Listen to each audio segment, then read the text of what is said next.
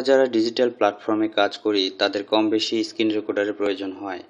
Screen রেকর্ডারের মাধ্যমে আমরা যে কোনো কাজ ভিডিও করে তা বিভিন্ন কাজে ব্যবহার করে থাকি। তাই স্ক্রিন রেকর্ডারের প্রয়োজনীয়তা অপরিসীম।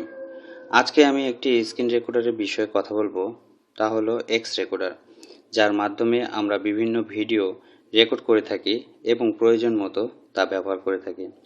আজকে এর সেটিং বিষয়ে আমরা আলোচনা করব। এই স্ক্রিন রেকর্ডারটি কিভাবে ডাউনলোড করব এবং এর সেটিং বিষয়ে আমরা স্ক্রিনে দেখে আসি। প্রথমে আমরা প্লে স্টোরে যাব। প্লে স্টোরে গিয়ে আমরা সার্চ করব এক্স রেকর্ডার। এখানে এক্স রেকর্ডার চলে এসেছে। এখানে গিয়ে আমরা এই এক্স রেকর্ডারটি ডাউনলোড করব, যেটি 4.6 স্টার পেয়েছে সেটি। এটি ক্লিক করার পর আমরা ইনস্টল করব।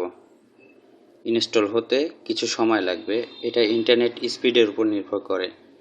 একটু সময় অপেক্ষা করবেন।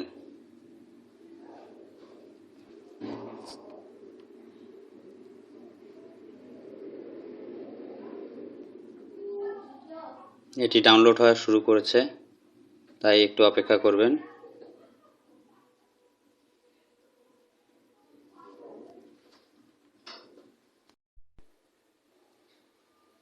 স্ক্রিন রেকর্ডার ফাইলটি আমাদের ডাউনলোড হয়ে গেছে। এখান থেকে আমরা ব্যাক করব। ব্যাক করার পর আমাদের হোম স্ক্রিনে আমরা স্ক্রিন রেকর্ডারটি দেখতে পারবো। এখান থেকে আমরা স্ক্রিন রেকর্ডারটি অন করব। এখানে আমরা কন্টিনিউ ক্লিক করব। কন্টিনিউ ক্লিক করার পর এখানে অ্যালাউ ক্লিক করব।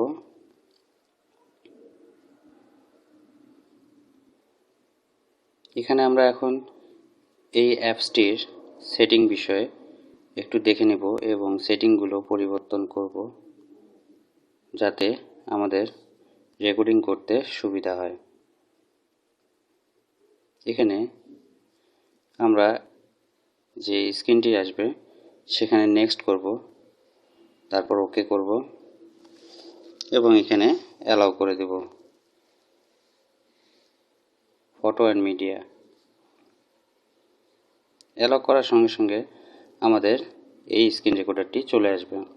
এখানে আমরা সেটিং অপশনে গিয়ে দেখে নেব যে কোন সেটিংগুলো আমাদের পরিবর্তন করতে হবে।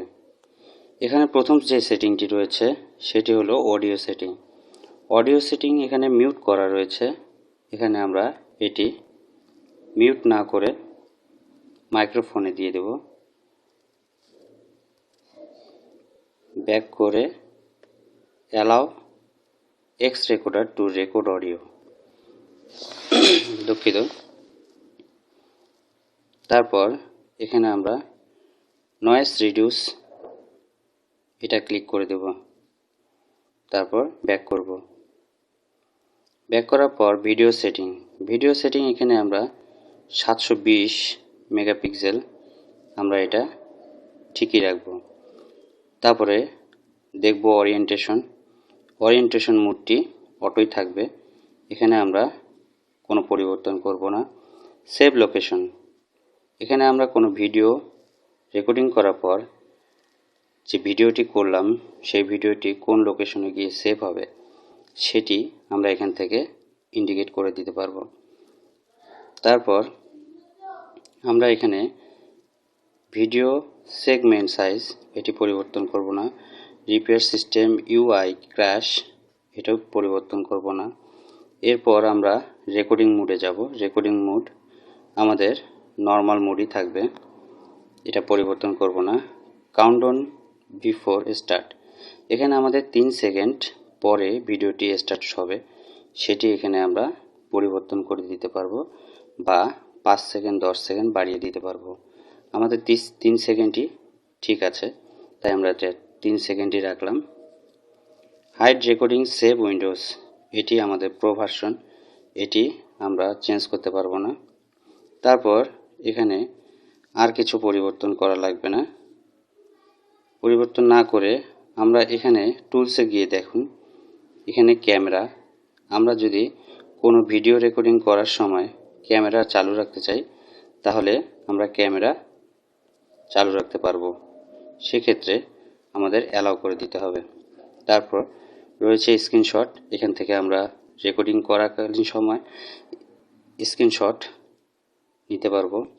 ব্রাশ টুলটি এখানে সবচেয়ে বেশি ইম্পর্টেন্ট, কেননা আমরা যে কোনো ভিডিও করার সময় এই ব্রাশ টুলটি ইউজ করে যে কোনো কিছু আইডেন্টিফাই করে দিতে পারবো।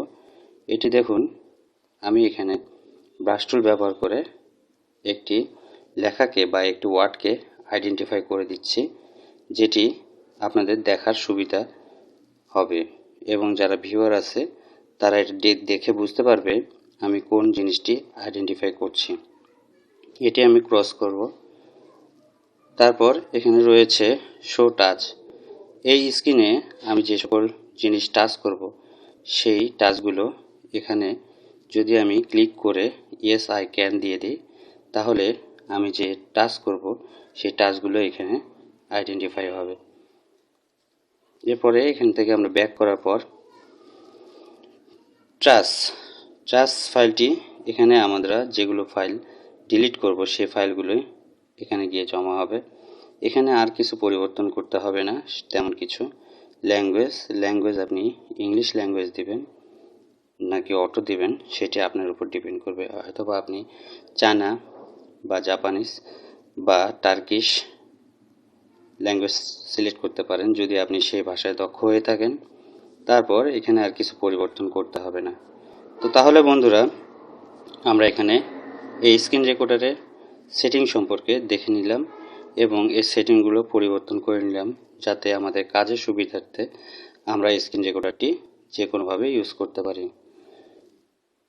সুপ্রিয় দর্শক, আপনাদের যদি এই ভিডিওটি কোনো রকমভাবে আপনাদের ভালো লেগে থাকে তাহলে অবশ্যই একটি লাইক দিবেন, শেয়ার করবেন এবং পাশে থাকা বেল বাটনটি ক্লিক করে চালু করে দিবেন, যাতে আমার ভিডিও ফার্স্ট টাইম আপলোড হওয়ার সঙ্গে সঙ্গে আপনাদের নাগালে চলে আসে। ধন্যবাদ সবাইকে।